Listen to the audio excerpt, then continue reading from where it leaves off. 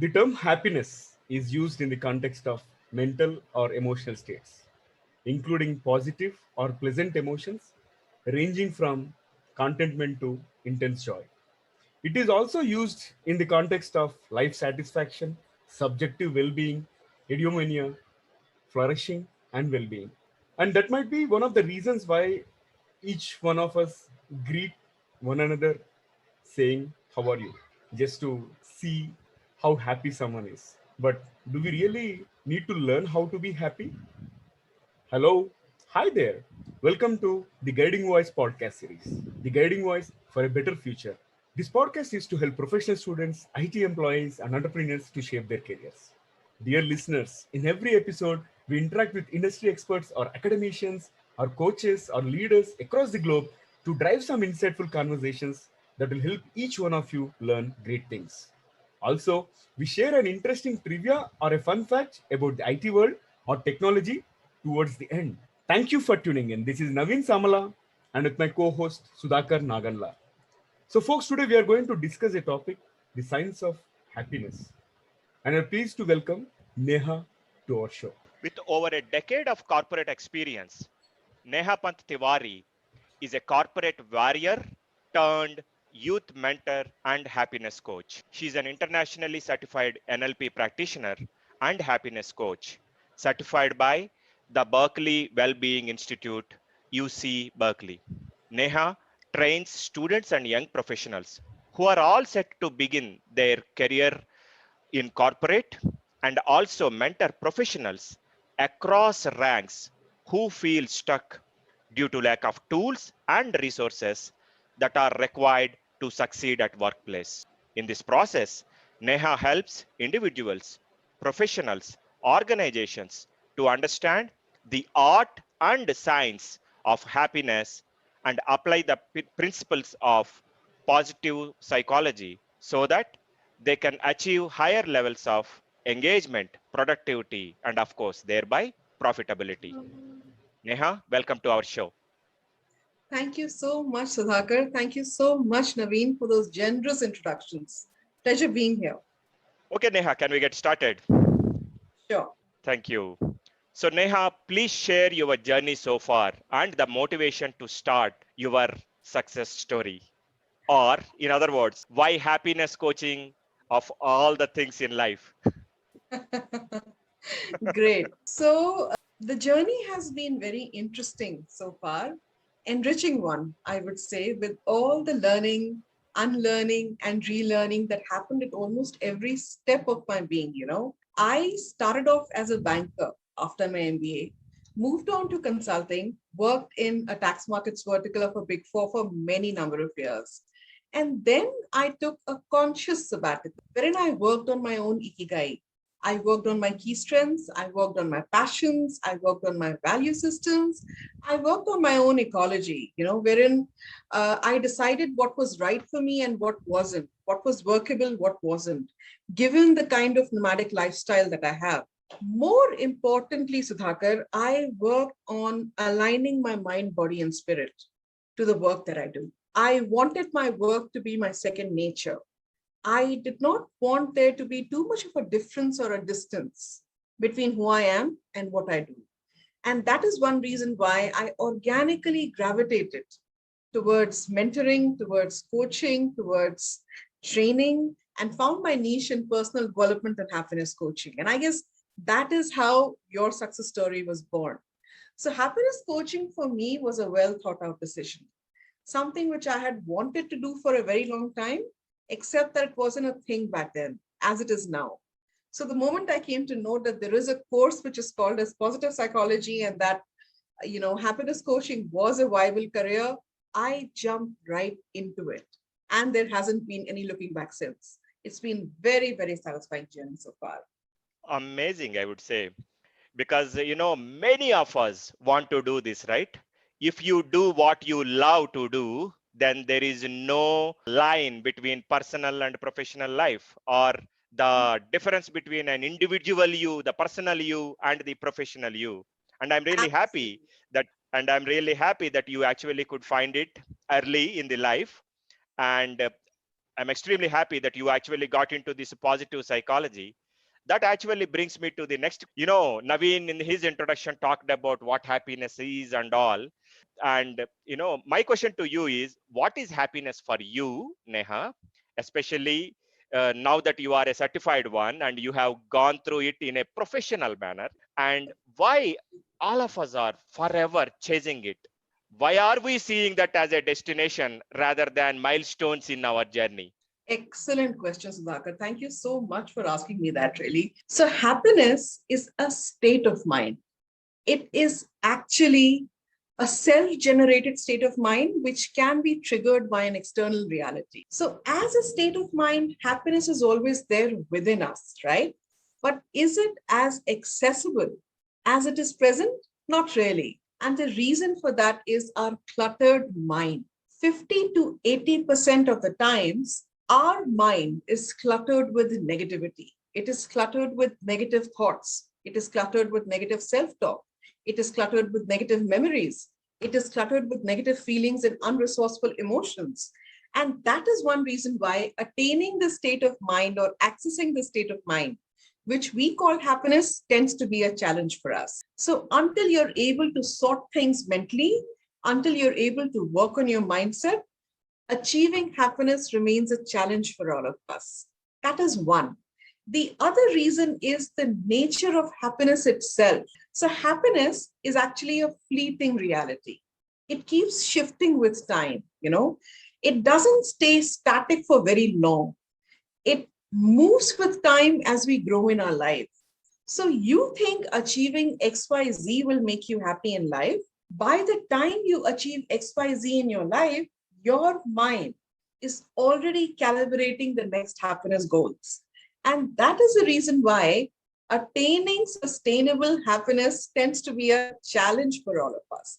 And you know what, Sudhakar and Naveen? Interestingly enough, people find it easier to look for happiness outside rather than working inwards and finding it inside where it actually belongs. Those are some real good insights. When it comes to happiness, we have to be focusing on inwards rather than outwards. I think mind blowing. With the pandemic and the second wave currently in progress, and people are also talking about the third wave, and everybody is stressed out. How does it, or I would say, what does it take for someone to be happy in this pandemic kind of situation where there is a lot of negativity all around? That's again a great question. With pandemic around and with such overwhelming negativity around, it is a task to even think about being positive.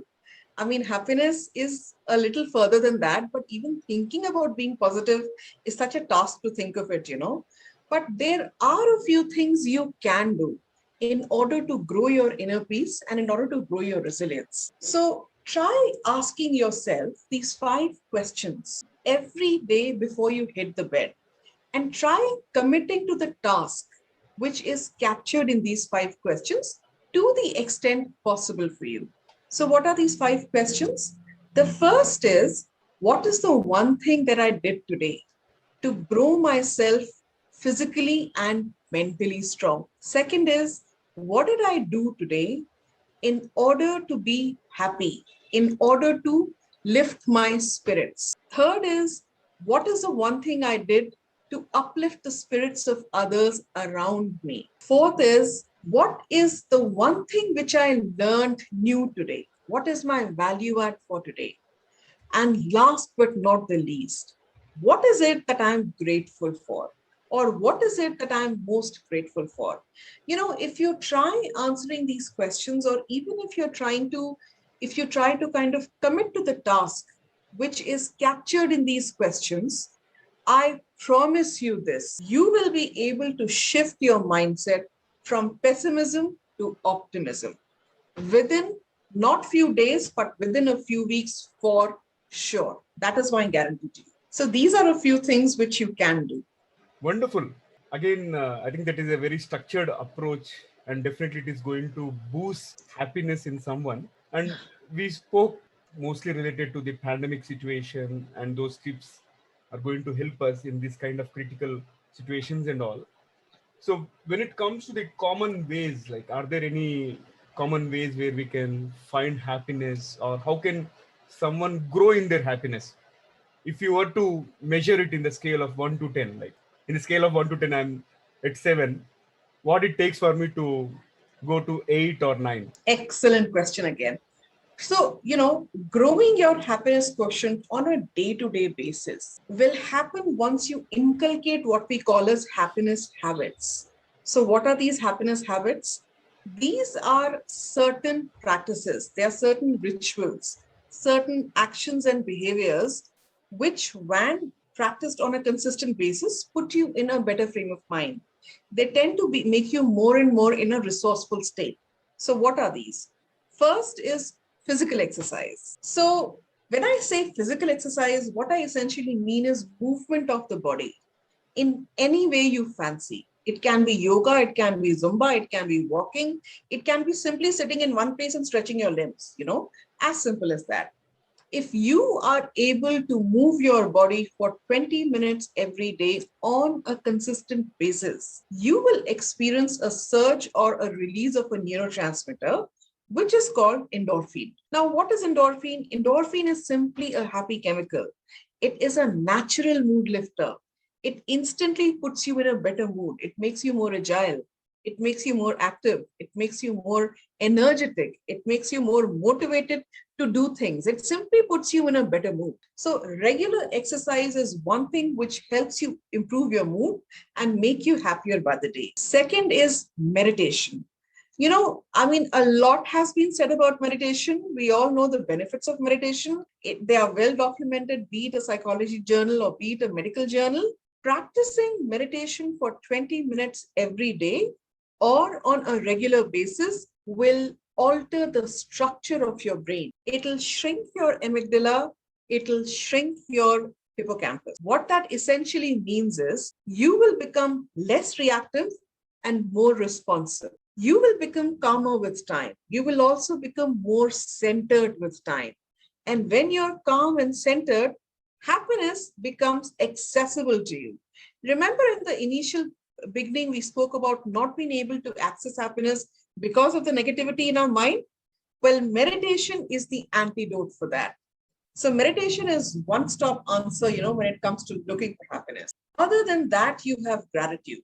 If you're able to recall 3 things every day for a period of 3 weeks, you will be able to train your brain to move from a state of pessimism to a state of optimism. That is a research-backed fact. The other thing, and which is a fail-proof method, it's an instantaneous way to become happy, is random acts of kindness, or in plain and simple language, altruism. The formula for happiness is unbelievably simple. You want to be happy? Give happiness to someone else. It is as simple as that. You must have noticed that when you're able to make a positive difference in somebody's life, it can be a very small difference and to a complete stranger.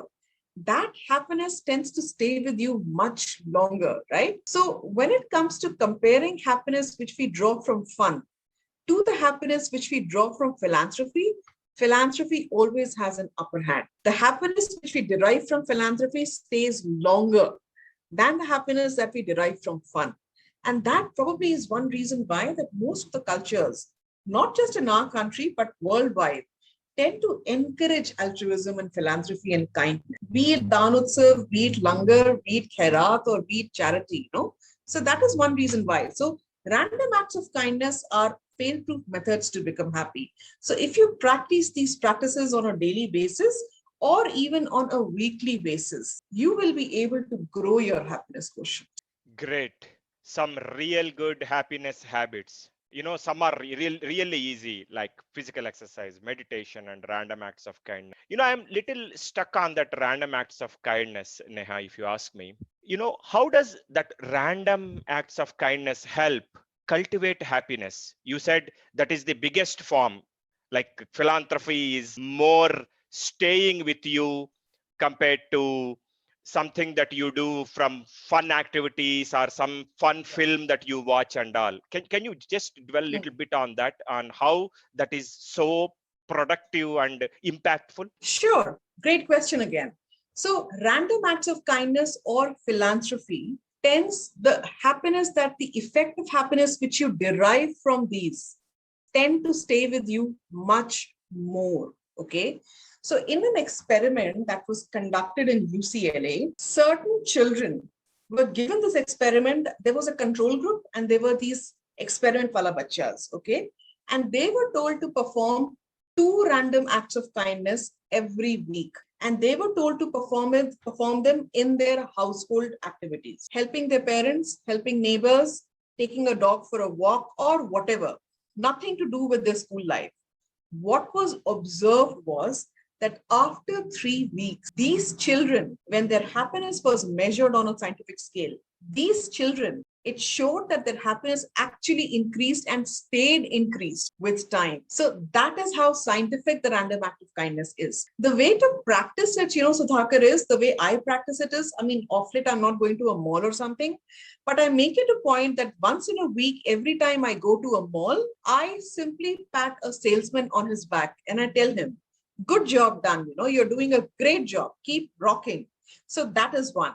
Second is simply making a senior or somebody else cross a road. So those kind of things keep happening time and again, and they put you in a much better state. So when you do a random act of kindness, you are suppressing the expectation, right? You are not expecting anything in return. Random act of kindness basically means that you should not expect anything in return. That is the reason why it is random. So as you perform a random act of kindness without expecting anything in return, the feeling that you get has a multiple effect on you. A, you are happy.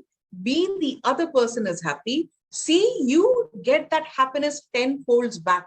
And that is how you create a vibe of happiness around. And that is how, that ripple effect of happiness is created. So that is how it works. Amazing. In fact, that actually helps in the larger society as well, right? Because Absolutely. if everyone starts doing that random acts of, kindness, and something that is so simple, like you said, tapping on the shoulder of that salesman whom you might not meet in next quarter, unless you are a big shopaholic in that area only. That is really going to be helpful. Another component, Yes. Neha, that you touched upon in the previous answer to the previous question is about that gratitude aspect. The other question that I had was, how does this gratitude help in cultivating happiness? And also, how can one express this gratitude when one doesn't feel that gratitude necessarily, right? Because these are very human emotions. You can't measure or quantify per se, right, Neha? Absolutely, Sudhakar. That's a brilliant question. I have never been asked this question before, so thanks for asking that. So gratitude means focusing on your blessings consciously. So gratitude is being grateful in a mindful manner. So gratitude is the way to train your brain to feel positive.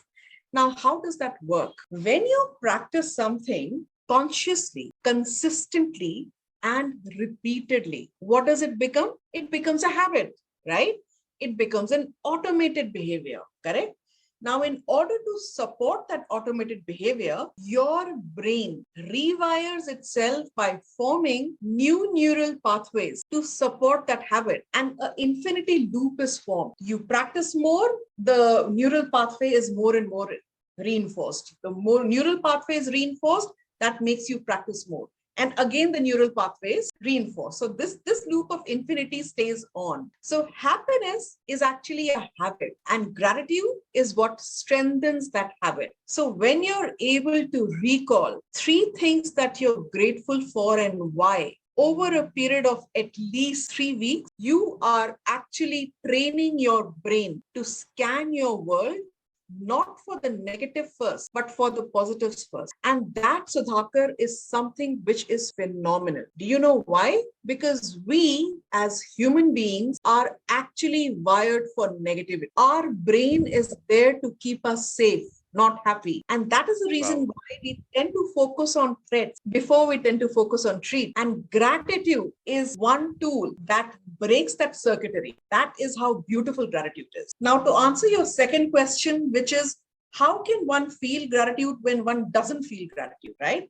How can one express gratitude when one doesn't feel gratitude? So, you know what? That is again a brilliant question, because Come to think of it, when a person is in a deep pain or when a person is hurting, in case somebody has lost a loved one, or in case somebody has been diagnosed with, say, a deadly disease, expressing gratitude is the last thing on your mind, for God's sake. Now, here is how it really works. Gratitude works most of the times.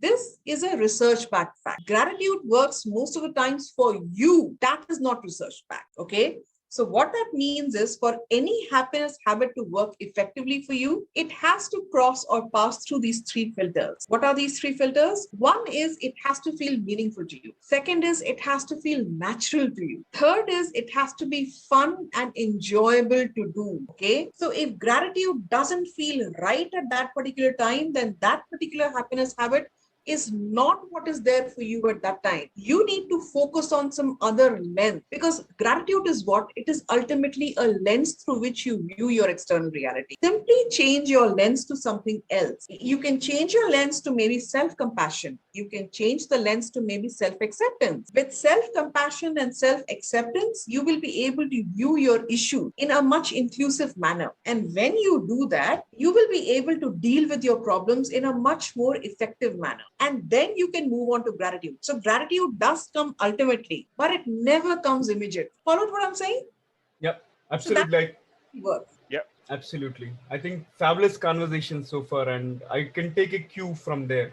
It's more about a journey and don't expect immediate results. Absolutely. Bang on. Right. Yeah, sure. So thanks for sharing those wonderful tips and all. And let us make our audience much happier by adding some fun element to this conversation. And are you ready for a quick rapid fire round, Neha? I'm going to ask you quick questions and you can answer them very crisply in a word or two. Sure. I'm ready. Go ahead. All right, super. So let's get into it. And here is my first bullet. What are your pet peeves? White lies or lies of any sort, I would say. Good. Here comes the next one. What is your favorite failure? Oh my. Favorite failure would be messing up my initial business relationships and finally learning emotional intelligence. So failing forward, I would say. Super. Here comes the third one. What object would you compare yourself with? Phoenix, rise from the ashes. Awesome. Here comes the next one. If you could be the CEO of an existing company, what would that be? My last company, Ernst & Young, for sure. Amazing. So last one for the rapid fire. If you are given Aladdin lamp, what would you wish for? Oh, wow. I think a pandemic to end for everyone and happiness, harmony, and health for myself and others. Fantastic. Thank you so much. I think this was really rapid and thank you. Thank you for those candid insights and over to you, Sudhakar. Thank you, Naveen. Neha, after that real fast, real rapid fire, one final question for this session. What is your one piece of advice to those aspiring to be happy, in your words, consistently, consciously, and repeatedly? Great. You know what? I would like all your viewers and all your listeners to figure out what their core values in life are. Okay. That is very important, because and build their life and their career around their core values in life, because excellence comes from your values, your pursuits, your ambitions, your aspirations, your abilities being in alignment and not misalignment, right? And when you're able to excel in what you're doing, you will actually move to your purpose based happiness. So, that is what I would say. If you want to be happy for a longer time, look for a happiness that is purpose derived. And in order to find your purpose, you need to excel at something. In order to excel at something, you need to figure out your core value. So, that is my humble recommendation to all the viewers or listeners today. Amazing, Neha. It has been a phenomenal conversation. All types of varied things about happiness is what we have figured it out. But there are two things that will stay with me for long. One, I really liked your summary that the human brain with that animal instinct is wired to address a threat and not to be happy. So if someone needs to be or someone wants to be happy, you need to put an effort there. And the second aspect is the point that you just mentioned. Figure out your core values, because your excellence comes from the values, pursuit, ambitions, and aspirations, and whatnot. It has been a phenomenal talk. Really liked your candid conversation, Neha. Thank you so much for taking time for us this afternoon. We really appreciate you taking time for our viewers. Thank you. Thank you so much. It has been such an honorable opportunity to be a part of TGV. God bless you all. Thanks again and pleasure hosting you, Neha. All right, so it brings us to the trivia segment of today's episode. And today's trivia is about HDD, which stands for hard disk drive. So, folks, do you know which company invented the hard disk drive? Probably you are thinking about Seagate or Samsung or SanDisk or Micron, so on and so forth. But the answer is IBM, the International Business Machines. IBM is a company that invented hard disk drive. Interesting, isn't it? Thank you for listening. There is more in store, folks. Stay tuned. Take care, be safe, and until next time, bye bye. We are signing off for today. See you all in the next episode.